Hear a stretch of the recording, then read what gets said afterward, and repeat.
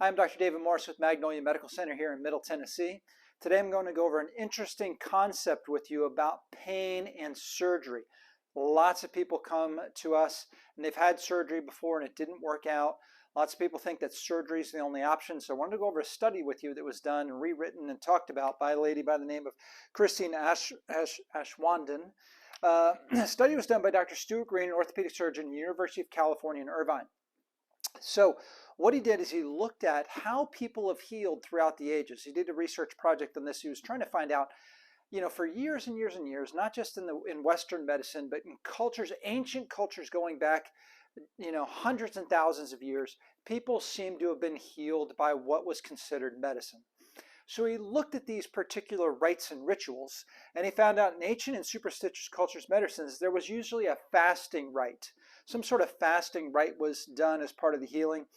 Usually there was some ceremonial garb that somebody dressed in. That was part of their healing processes. They usually ingested some mind-altering substance. Sounds interesting. The body was anointed with a liquid, and then a masked healer takes a patient through physical ritual to relieve pain. All right, so he said, well, let's compare that to nowadays, okay? Because he was looking at some research that said surgery seems to be a placebo. So let's look at that compared to now. All right, modern medicine, the patient fasts, right? There's a hospital gown, so there's some ceremonial garb involved, right? There is some mind-altering substance, anesthesia. They're anointed with a liquid, usually is going to be some betadine prep or something like that. And then a masked healer takes a patient through a physical ritual to relieve pain. So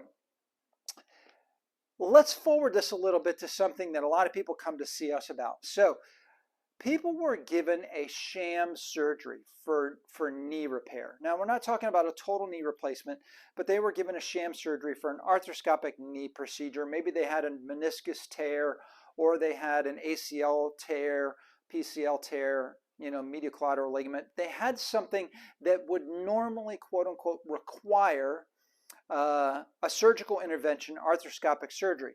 So a sham surgery was done, a make-believe surgery.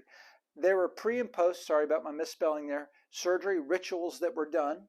Incisions and sutures were made to the skin, and patients were made to believe that they had an actual surgery, when in fact they did not. 74% of the patients that had a sham surgery reported improvement, 74%. 50% reported equal or better results than those that actually had a real surgery.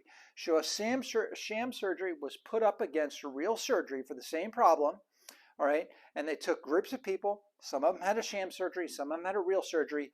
74% that had the fake surgery reported similar results and improvement. 50% reported equal or better results than those that had surgery. That's pretty interesting, right? So a make-believe surgery had 50% reported equal or better results, 74% reported improvement. So comparing post results, that's just right after the surgery now. So let's fast forward this a little bit. Post results of real knee surgery to sham surgery. In 2010, there were 692,000 knee surgeries performed.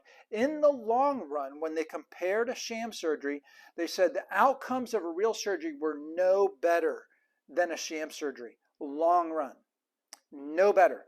And degeneration actually accelerated in the patients that had real surgery. So they found out that doing a fake surgery was actually in the long run better for the patient than doing a real surgery. So I wanted to go over this with you. Hope this helps you, because lots of people are considering and they think that surgery is the only solution to their problem. Here at Magnolia Medical, we do responsible pain management. Our goal is to help people improve function, not just get rid of symptoms. So get rid of the functional imbalances that cause the problems in the first place. And by doing that, we get rid of the symptoms, thereby avoiding surgery in the first place, whether it's a sham surgery or a real one, avoiding surgery, avoiding medications. We're not just talking about opioids, but opioids is the leading cause of death, of accidental death in this country, of anyone between any adult at this point. Over 100,000 people last year died from overdoses most of them related to opioids. Most of those started off as prescriptions by a doctor. So opioid overdose is a big problem. We want to help avoid that. But even things like Tylenol and Advil, ibuprofen, non-steroidal anti-inflammatories have impactful, they're impactful to the liver and the kidneys. And 12 to 15,000 people every year die from ibuprofen and Tylenol. That's according to the FDA. So our goal at Magnolia Medical is to provide responsible pain management. If there's something to be done to help you get out of pain and improve function, we want to be part of that process. We're very good at trying to help people. We're very good at helping people avoid surgery and helping avoid medications. If you need some help, come to Magnolia. We do responsible pain management. We'll help you out. I think this is important. If you know somebody who is considering doing a knee surgery, they should know this information. So please share, hit that like button. We'd appreciate it. Thanks.